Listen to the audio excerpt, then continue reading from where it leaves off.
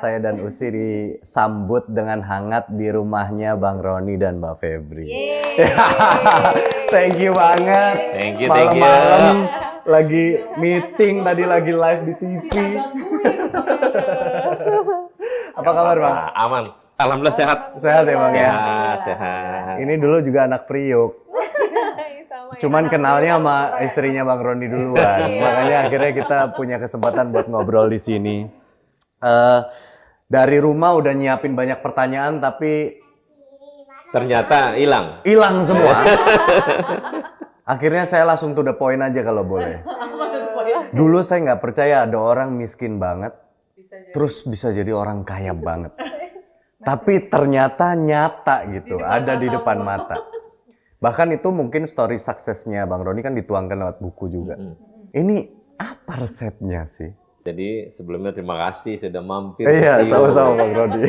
Penasaran saya.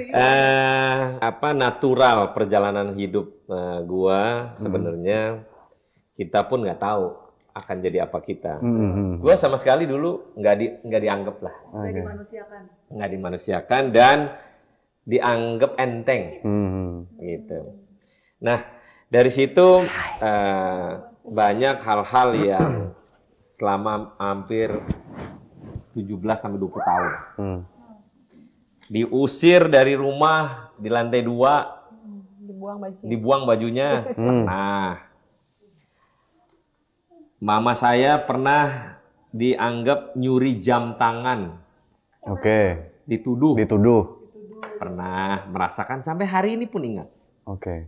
Nah, terus di keluarga juga ada salah satu tante mengatakan bahwa lu ngapain aja di situ, lu kan harusnya kerja aja misalnya gitu. Ya sebagai keluarga besar yang harusnya ya berkeluarga lah senormalnya keluarga. Tapi waktu itu gue merasa karena kita merasa orang yang terbawahi. Gue orangnya apa adanya, cuek aja. Dan orang-orang yang sampai hari ini yang pernah dulu yang tidak menganggap gue masih ada. Oke. Masih ada. Wah. Apakah punya dendam? Enggak. Kenapa tuh? Susah. Kenapa? Karena gini, kita jangan berprinsip. Dikala kita dizolimin, tidak diorangkan, dan terus pada saat kita dalam posisi yang sekarang, terus kita menganggap orang jadi kecil, jangan. Karena kita sudah pernah merasakan tidak dianggap. Orang besar menganggap orang kecil kan nggak enak. Iya, betul. Maka hal-hal demikian itu menjadi ilmu buat gua. Sekalipun kita besar, anggaplah kita tetap masih yang kecil. Nah, dari situ gua Untuk beli mobil begini, apakah hanya untuk show off, nunjukin ke orang, gue ini udah sukses, gue bisa punya apa yang gue nggak punya dari masa lalu. Kenapa mesti beli banyak begini? Enggak lah, kebetulan kita kan nggak pernah bilang bahwa kesuksesan itu mesti diutarakan lah kepada halayak orang ya. Tapi ini bagian investasi yang collector item aja. Jadi beli mobil jangan cuma beli.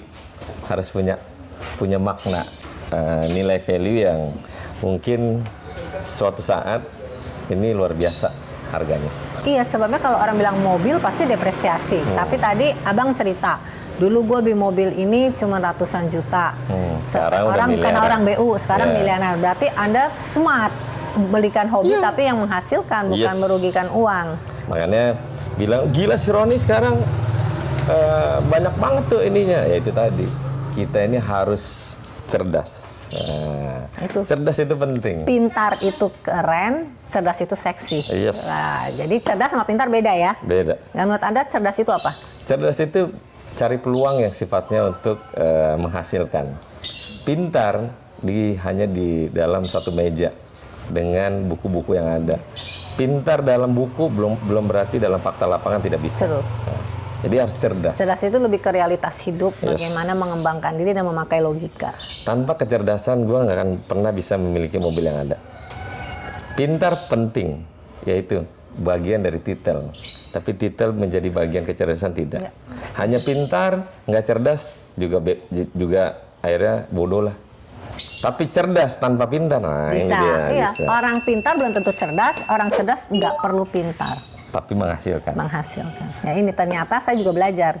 Mobil ini dibeli, ngeluarin uang, tapi menghasilkan berlipat kali ganda buat Anda. Waduh, kayak ini dulu beli 2012 harganya 10,5 miliar.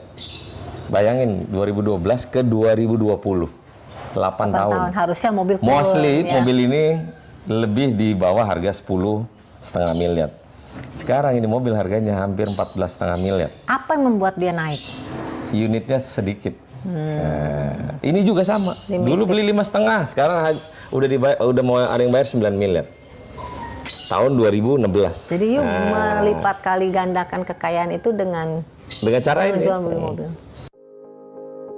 Di antara koleksi mobil mewahnya, ada satu motor yang menjadi saksi sejarah perjalanan hidupnya.